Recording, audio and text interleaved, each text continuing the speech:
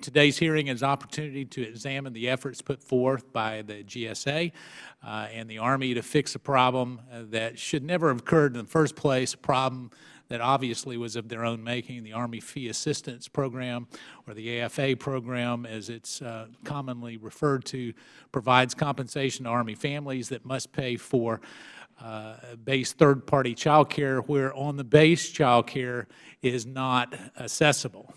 Army families rely on this program to help ensure that their children are taken care of and so that their service members' parents can continue to serve our nation. In October of 2014, the Army transitioned administrative control of the AFA program from the private contractor Child Care Aware to the GSA under the auspices of saving $4 million. Obviously, we love to save money, but during the GSA's administration of this program, it allowed backlogs to build to more than 25,000 items. Thousands of phone calls and emails by families were left unanswered. Thousands of these emails and voicemails were deleted by GSA. And let me repeat that for those who may have missed the last part, those were deleted by GSA. Thousands of invoices went unpaid, resulting in Army families having to struggle to pay for the necessary child care services. At the time of the transition, these families have been assured that there would be no disruption in the payments and the transitions would be seamless. Sadly, this turned out to be completely false. The full committee held a hearing this past September in an effort to get to the bottom of how the management of this program went so wrong. Following that hearing, the GSA and Army began to make major steps in rectifying the problem faced by Army families under the GSA's administration.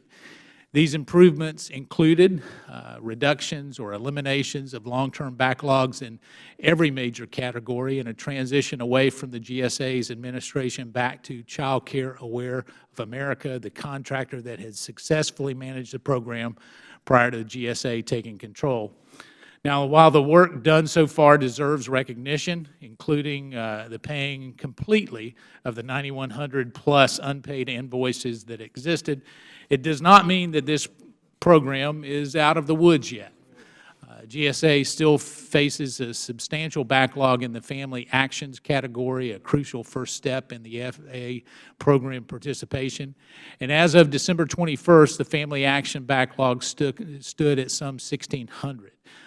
This is unacceptable. It's something that we have to address. And with the AFA program at a new crossroad as it prepares to begin transitioning administrative control back to Child Care Aware in February, it is critical that the GSA work even harder to completely eradicate this backlog. The Army, the GSA, Child Care Aware are scheduled to begin a roughly 7-month process of transitioning families from GSA administration to Child Care Aware on February the 22nd. Following that transition kickoff, families will gradually transition to Child Care Aware based on the state in which they live, and I understand from Ms. Haney that that's going to start here in the D.C. metro area.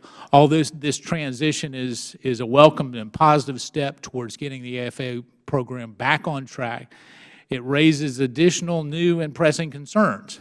Already, the transition is experiencing some delays in the rollout. The structure of how the Fee Assistant Program administration will transition has a potential cause of possibly causing confusion and hardships for our Army families. It is my hope that today's hearing will help ensure that those hardships and problems for our Army families and the ones that they would experience following the GSA transition will not reoccur, and that this new issue can be prevented during the Child Care Aware transition.